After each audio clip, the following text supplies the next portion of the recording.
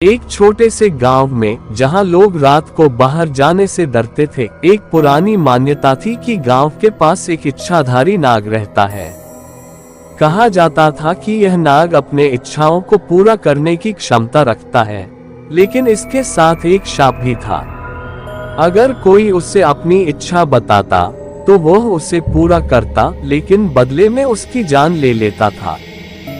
गांव के एक युवक अर्जुन ने ये कहानी सुनी और उसकी जिज्ञासा बढ़ गई। उसने सोचा कि यदि वह नाग से अपनी इच्छा मांगेगा तो वह अमीर और शक्तिशाली बन जाएगा।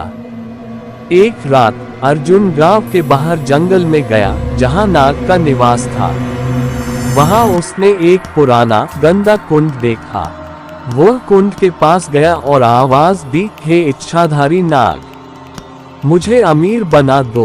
कुछ ही क्षणों में कुंड से एक विशाल नाग बाहर आया। उसकी आंखों में एक रहस्यमय चमक थी। नाग ने कहा, तेरी इच्छा पूरी होगी, लेकिन याद रहे मुझे तेरा कुछ लेना होगा। अर्जुन ने डरते डरते कहा, मैं अपनी जान नहीं दूंगा। नाग मुस्कुराया और कहा, तुम्हारी जान नहीं बल्कि तुम्हारी आत्मा का एक टुकड़ा। अर्जुन ने सोचा कि यह उसके लिए स्वीकार्य है। नाग ने उसकी इच्छा पूरी की और उसे धन और शक्ति दी। लेकिन जैसे जैसे समय बीतने लगा, अर्जुन ने महसूस किया कि वह खुश नहीं था।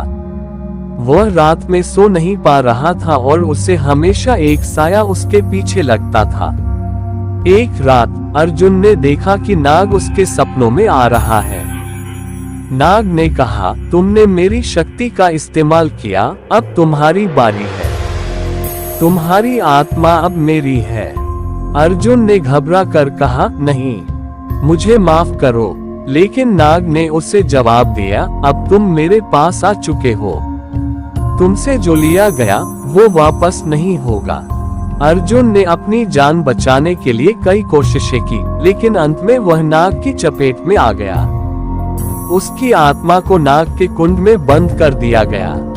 गांव में आज भी लोग रात में बाहर जाने से डरते हैं। अर्जुन की कहानी सुनाई जाती है कि कैसे एक इच्छाधारी नाग ने उसकी जान ले ली, और अब गांव के लोग उस कुंड से दूर रहते हैं, ये सोचकर कि कहीं फिर से कोई अपनी इच्छा ना मांगे और फिर से कोई आत्मा ना खो जाए।